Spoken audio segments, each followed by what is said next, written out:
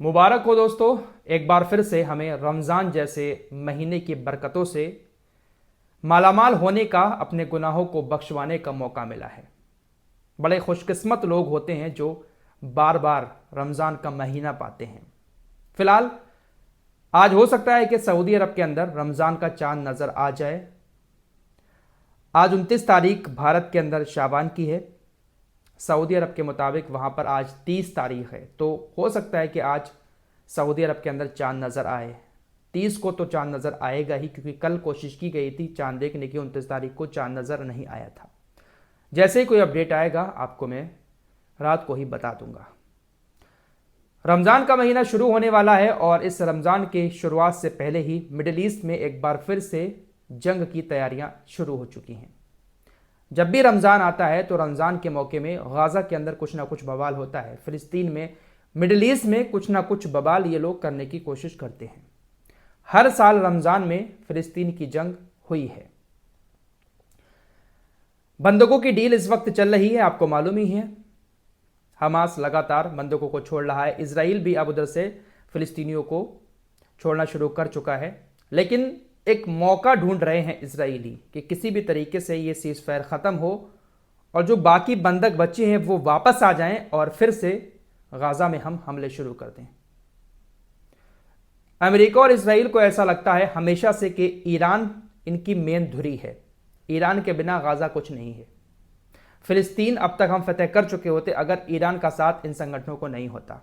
दोस्तों, अमेरिका और इसराइल की नज़र में इस वक्त ईरान की परमाणु सुविधाएं हैं। लेटेस्ट रिपोर्ट सामने आ रही हैं कि बहुत जल्द इसराइल अमेरिका के साथ मिलकर ईरान के परमाणु ठिकानों पर हमले कर सकता है। इसराइल और अमेरिका को ऐसा लगता है कि अगर ईरान के परमाणु ठिकानों को हमने नष्ट कर दिया तो ईरान पूरी तरीके से कमजोर पड़ जाएगा और फिर मिडिल ईस्ट के बादशाह हम बन जाएंगे। ऐसे संकेत, ऐसी रिपोर्ट्स लगातार सामने आ रही हैं। खुफिया रिपोर्ट के इसराइल अमेरिका के साथ मिलकर कभी भी ईरान पर कुछ भी कर सकता है। जब ये खबरें सामने आई तो उसके बाद ईरान की तरफ से भी पलटवार करते हुए जवाब दिया गया। ईरान के प्रवक्ता ने कहा, तेल अवीव यानी इजराइल अच्छी तरह से जानता है कि उसकी परमाणु सुविधाएं हमारी मिसाइलों की सीमा के अंदर हैं। इजराइल की जो परमाणु सुविधाएं हैं वो ईरान की मिसाइलों की सीमा के अंदर आती हैं।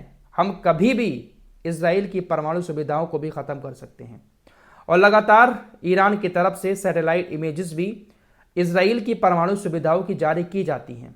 इजराइल ने कहां पर अपने परमाणु ठिकाने बनाए हुए हैं, ईरान हमेशा ये बात कहता है कि हम जानते हैं और हमारी मिसाइलें भी वहां पर पहुंच सकती हैं। वैसे जब ईरान ने हमला किया था इजराइल के ऊपर तो ऐसी खबरें आई थी कि उसके आसपास जो परमाणु ठिकाने हैं उसके आसपास ही ईरान की मिसाइलें गिरी थी। गनीमत ये रही कि वो मिसाइलें परमाणु ठिकानों पर नहीं गिरी। अगर वहां पर गिर जाती तो शायद बहुत बड़ी तबाही आ सकती थी इलाके में। फिलहाल रमज़ान में कुछ ना कुछ ये लोग ज़रूर करेंगे और इसकी तैयारियां लगातार देखने को मिल रही हैं।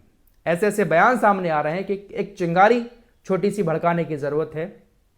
मौका तलाश रहे हैं कि कैसे भी करके मौका मिले और हम फिर से जंग शुरू करें। फिलहाल वेस्ट बैंक के अंदर तो सबको चल ही रहा है। आप लोगों को मैं पिछली रिपोर्ट्स में ही बता चुका हूं, वेस्ट बैंक में लगातार इजरायली सेना अपनी कार्रवाई किए जा रही है। डोनाल्ड ट्रंप जब से राष्ट्रपति बने हैं न जाने क्या ही किए जा रहे हैं। जनाब जिसे चाह रहे हैं धमकी दे दे रहे हैं, जिसका चाह रहे हैं साथ छोड़कर चले जा रहे हैं। यूक्रेन का साथ छोड़ दिया अमेरिका ने। अमेरिका यूरोप से भी भिड़ चुका है। यूरोपीय संगठन को भी बहुत सारी धमकियां दी हैं।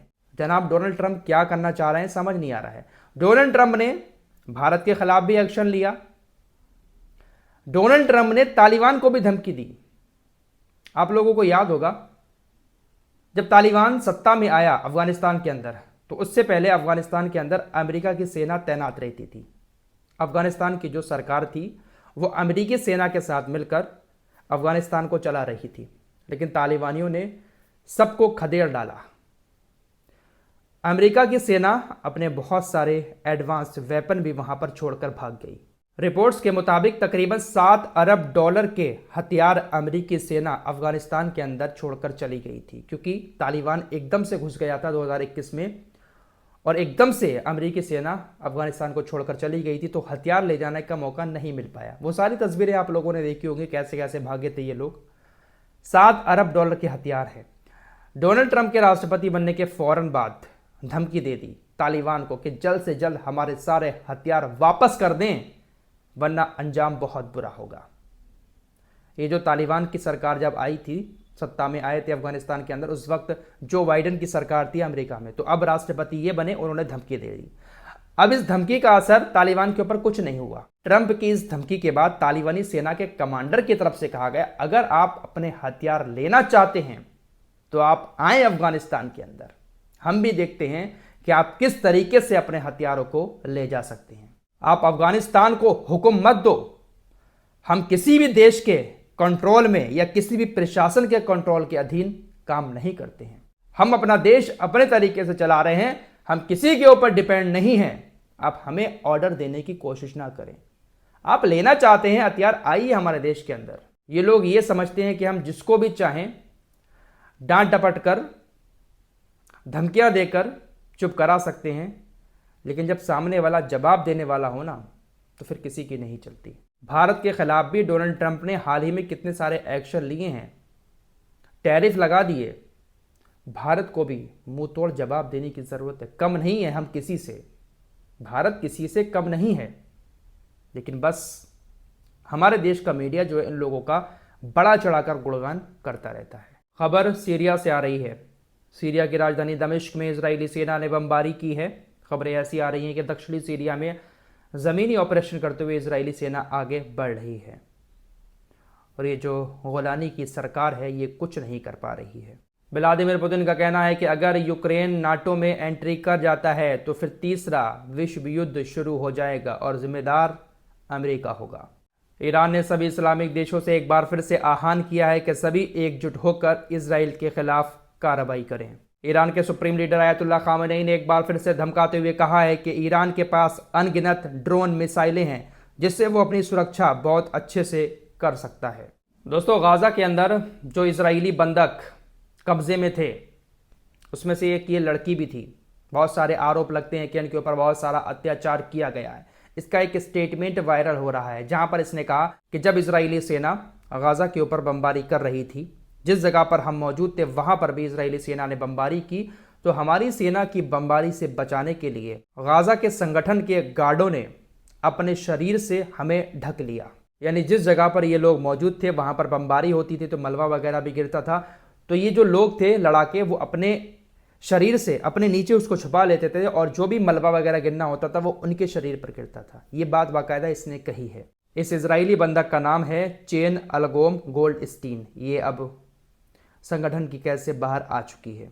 दोस्तों, आप लोग जानते ही हैं कि फ़िलिस्तीनी अथॉरिटी जो है, जो फतेह ग्रुप है जिसके राष्ट्रपति महमूद अब्बास हैं, वो फ़िलिस्तीन को चलाते हैं और ये इजराइल के अंडर में ही काम करते हैं। फतेह ग्रुप और हमास के बीच हमेशा से इसी बात को लेकर लड़ाई चलती रहती है कि आप इजराइल के अंडर में काम क्यों करते हैं। हमास चाहता है कि हम अपने तरीके से काम करें पूरे फ़िलिस्तीन के अंदर और पूरे फ़िलिस्तीन को हम अपने तरीके से चलाएं, उसको एक नया आकार दें। लेकिन ये महमूद अब्बास जो है, फतेह ग्रुप जो है, वो नहीं चाहता कि हमास दखल दे। एक बार फिर से इनका स्टेटमेंट आया है कि हमास की कोई भी भूमिका नहीं है फ़िलिस्तीन को आकार देने में और ना ही आगे भी भूमिका वो निभा सकता है। फ़िलिस्तीन को नया आकार देने में, फ़िलिस्तीन को आगे चलाने में हमास की किसी तरह की कोई भूमिका नहीं होनी चाहिए। ये हमेशा इजराइल के अंडर में ही काम करना चाहते हैं, लेकिन हमास गाजा में अपने दम पर अलग तरीके से काम करता है। वहाँ पर इजरायली सेना का कोई दखल पहले नहीं था, लेकिन वेस्ट बैंक हुआ, जैनड हुआ, मस्जिद अक्सा वाला जो एरिया हुआ, वहाँ पर सब पर इजरायली पुलिस, इजरायली सेना तैनात रहती है। फिलहाल कुल मिलाकर बात यह है कि रमज़ान का महीना जैसे ही शुरू होता है तो गाजा में हर साल कुछ ना कुछ पंगे ज़रूर होते हैं। फ़िलिस्तीन में कुछ ना कुछ ड्रामेबाजी ये लोग ज़रूर करते हैं, क्योंकि लोग मस्जिद में तरावी पढ़ने जाते हैं, सहरी के लिए भी लोग जाते हैं, तो वहाँ पर झड़पें ज़रूर होती हैं। और अब महीना शुरू होने वाला है तो देखते हैं कि भाई किस तरीके के मंजर वहाँ से सामने आते हैं। फ़िलहाल आज जो भी अपडेट होगा रात को मैं आपको देने की कोशिश करूँगा। सऊदी अरब के अंदर तो कन्फर्म है लगभग, क्योंकि आज 30 तारीख वहाँ पर हो गई है, वहाँ तो चांद नज़र आएगा ही। हो सकता है कि अल्लाह की कुदरत है हमारे यहाँ पर भी आज चांद नज़र आ जाए 29 का ही। जैसे ही कुछ होगा आपको लेटेस्ट अपडेट देने आ जाऊँगा। आप सभी को एडवांस में रमज़ान की बहुत बहुत मुबारकबाद।